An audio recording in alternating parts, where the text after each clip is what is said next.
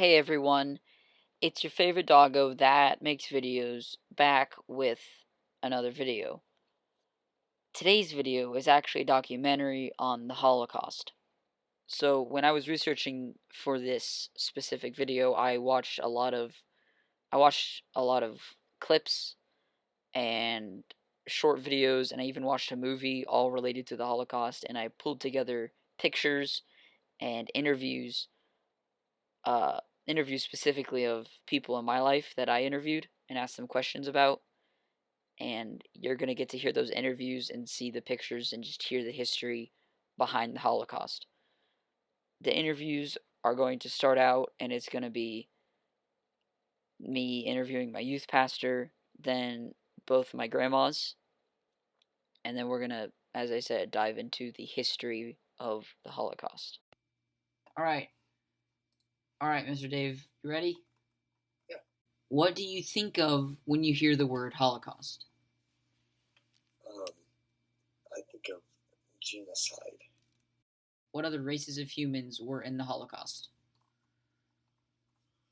Oh, we only hear about the Jews, but I know that there's others. I don't know what all they were. Again, I don't know a whole lot of history. It's always been one of my weaker spots. I got you. All right. Question 3. How do you think Hitler rose to power in Germany? I wouldn't know, but if I were to guess, I would say it is because he saw the weaknesses of their society and he promised hope, and people appreciated his zeal. Question 4. Why do you think God allowed the Holocaust to happen?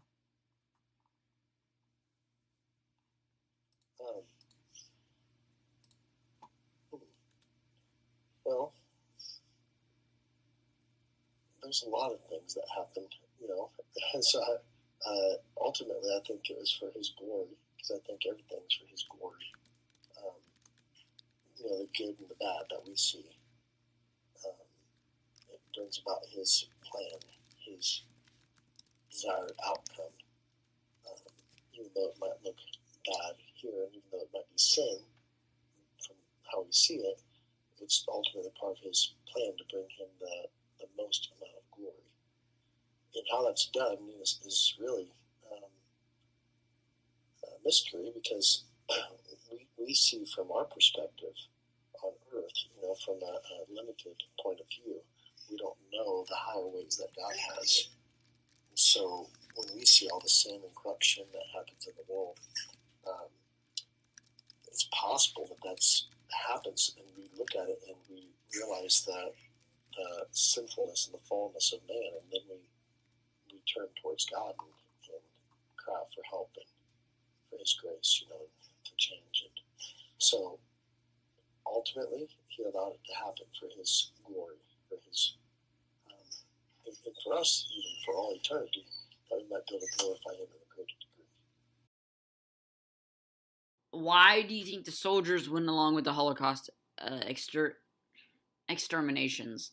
Like the Nazi soldiers, maybe in the camps or maybe not in the camps, but probably people who knew about it. Why do you think they went along with it? Well, I think there was probably Germans in the army, not directly with the camps. I don't think a lot of them liked it. But then they were told, you're the enemy, and they're going to take over the world, so you're going to do what you're going to do. So they went in and killed you either way. It's war to them. But I think the ones in the camp, I don't think they really cared. They just knew you were despicable and you were to die. Okay, number 6. What regrets do you think the German people / soldiers might have had? If they had regrets. I guess regret killing all those people. Or falling for Hitler's line of thinking. All right, last question. Are you ready? Yep, I'm ready. All right. Why do you think people deny the existence of the Holocaust? I didn't know people denied the existence. Not everyone, just certain people. Like there are people out there who say that the Holocaust never happened and that it's all a big scheme, etc., etc. Obviously, they don't read history, or they don't believe in history if they don't believe that it happened. The Holocaust. Now, some of you are thinking, why would people deny its existence? It very clearly happened. And another part of you guys are thinking, what is the Holocaust? What are these images? What does it all mean? All of those questions will be answered. To understand effectively what the Holocaust was and how it came about, we have to start over and figure out how it came into being. How it came into being was interesting. So, this baby you're seeing on screen is actually really young Adolf Hitler. And that's kind of where it all starts. Adolf Hitler was a man who had a natural talent for public speaking and the ability to sway people with pretty much just his words. He came to power through the Nazi Party. Now, the Nazi Party was a party in government, a lot like any party today in government. But it was different because they ended up taking entire control of the government.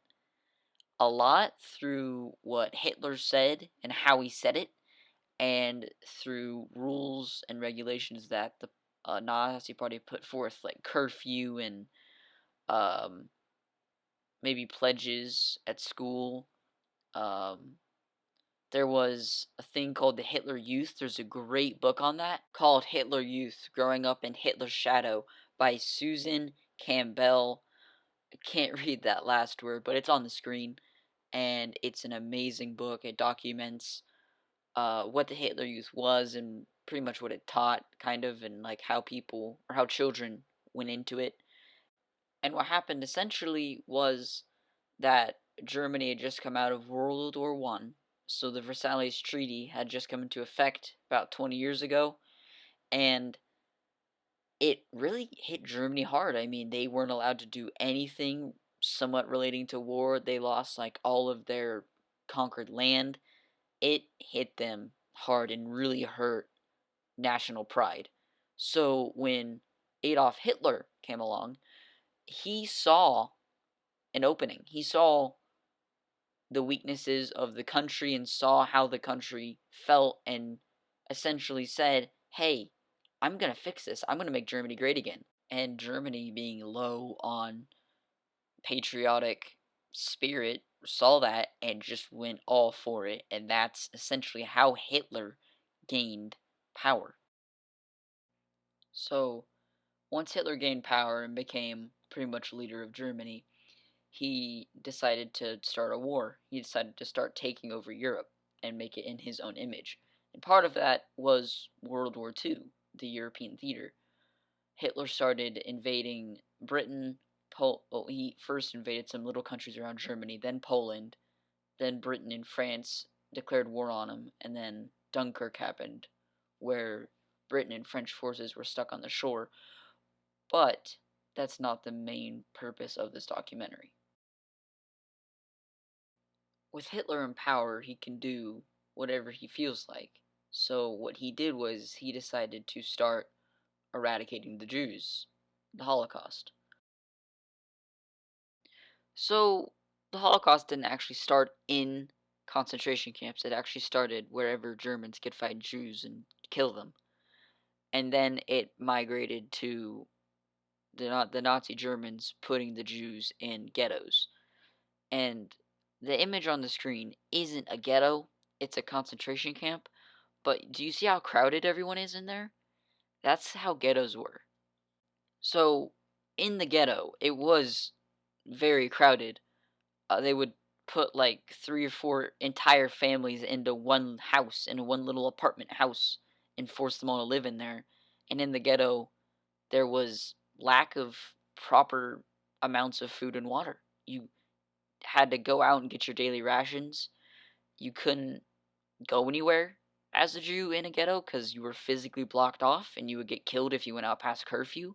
There's actually a great book on it, on what a ghetto was like and how concentration camps were. It's on the screen. It's called Prisoner B 3087, and it documents a boy's journey from being a young Jewish boy to being in multiple concentration camps.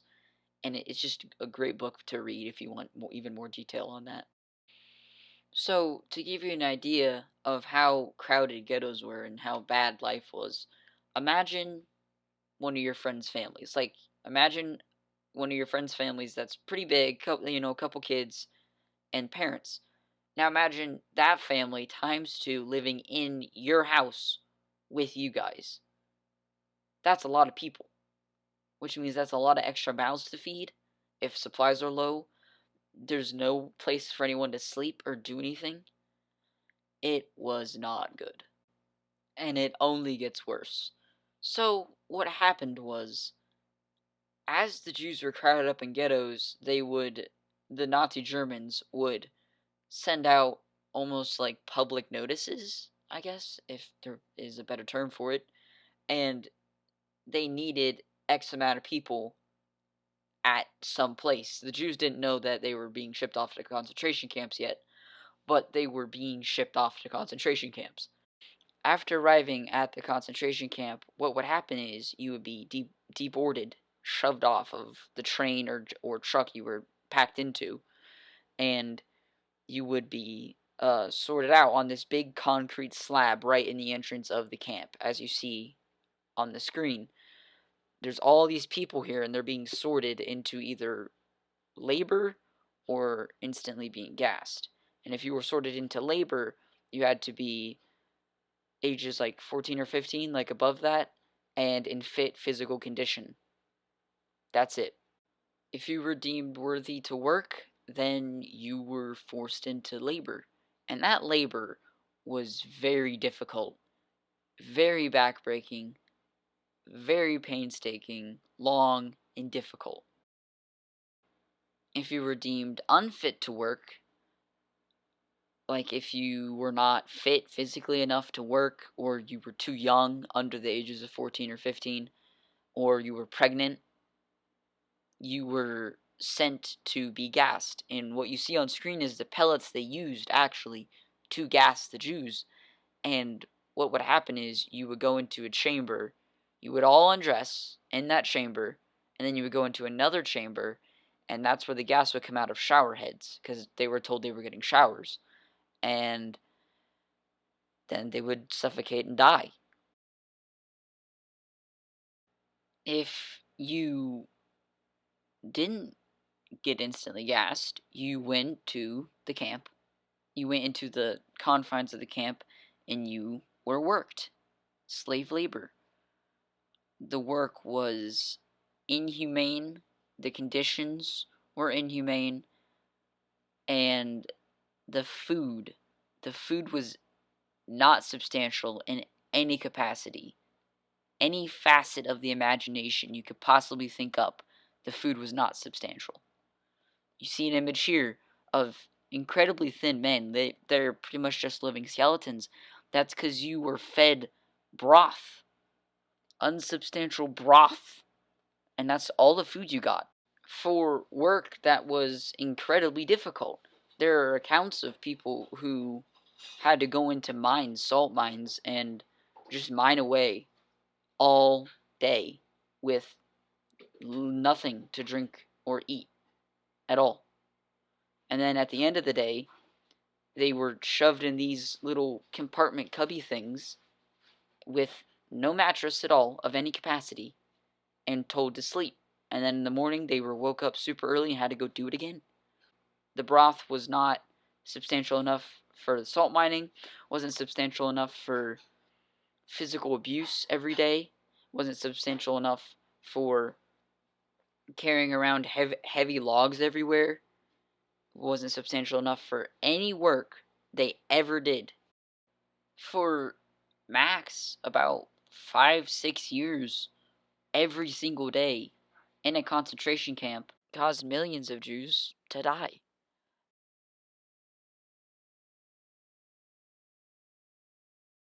Joseph Mengele, the angel of death himself from World War II, and an overall evil man. During the Holocaust, there was a man called Joseph Mengele, and this man conducted experiments on twins. Joseph Mengele was a quote-unquote doctor during World War II and during the Holocaust. What he did was, in the concentration camps, he would take sets of twins and experiment with them. What Joseph Mengele would do is, when transports of Jews came in, he and his guards would pick those who were a bit different, like they were really, really tall or really, really short, or they just looked a bit different. And what he really liked to pick were twins. What he would do with these twins is he would manipulate their trust. He would put them in disgusting living conditions in like a room or a place that was not fit for a human to live in, and he would then question them using different methods, like on a paper, or he would just question them by himself. And then what he did was, after that, he took them to like a medical laboratory, and there he treated them very kindly. He washed them, he clothed them, and he gave them treats and made sure they were all being treated very kindly. But this was all to manipulate trust. So that manipulated trust gave him the opportunity to do experiments on them. And these experiments entitled torture. He would put them in tanks of freezing cold water, or cut out certain organs and do this and that and another to twins and just different people that were his subjects that he used. And he didn't use any sort of anesthetic or anything to numb any sort of pain at all. And there was no even somewhat scientific reason for anything he did. He was just a monster through and through. If you want more information on Joseph Mengele, his life, and what he did, Biographics has a great video on it, 20-minute, and it's super, super educational, and it's definitely worth a watch. A couple other high-ranking Germans who directly participated in the Holocaust and therefore directly were involved in the mass murder of millions of Jews were Odilo Glemnochik. I cannot pronounce that in any way, shape, or form. He is responsible for coming up with a lot of the ideas to kill the Jews and was a very oppressive man. This man here, his name is Adolf Eichmann. He is labeled as the architect of the Holocaust because he helped kickstart the Holocaust. So, yeah. And then this guy is Heinrich Himmler. He helped initiate the Holocaust and is responsible for the deaths of hundreds of thousands of innocent people. And the last thing we're going to talk about is concentration camps. Concentration camps, you already know what those are, told you about them, but there was a bunch scattered around occupied Germany. So this map, you may be wondering what it is. It's actually a map of all the major concentration camps set up by the Nazis during January of 1944. You can see, if you look at the map in closer detail, that it shows the front line again, like of Germany fighting the Soviet Union, and you can see just how big Germany actually got during World War II. But that's not what we're actually looking at.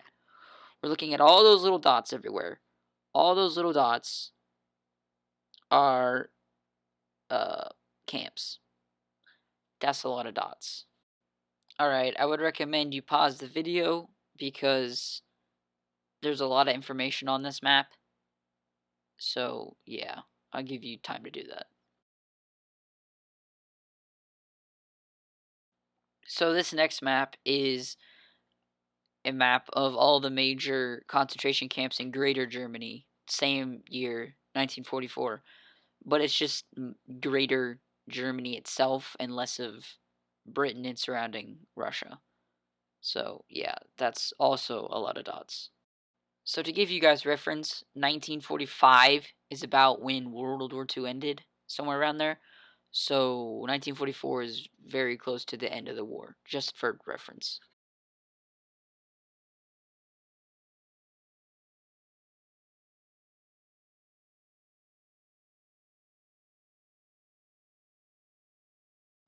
As you can see, concentration camps were very widespread. This is even news to me. I didn't know they were this widespread and there were that many of them, but dang, that's a lot of dots. But hopefully this video has been educational. Hopefully you are inspired to learn more about the Holocaust and World War II in general. It's a very good topic to just have knowledge about. And yeah, that's the end of the video. See ya.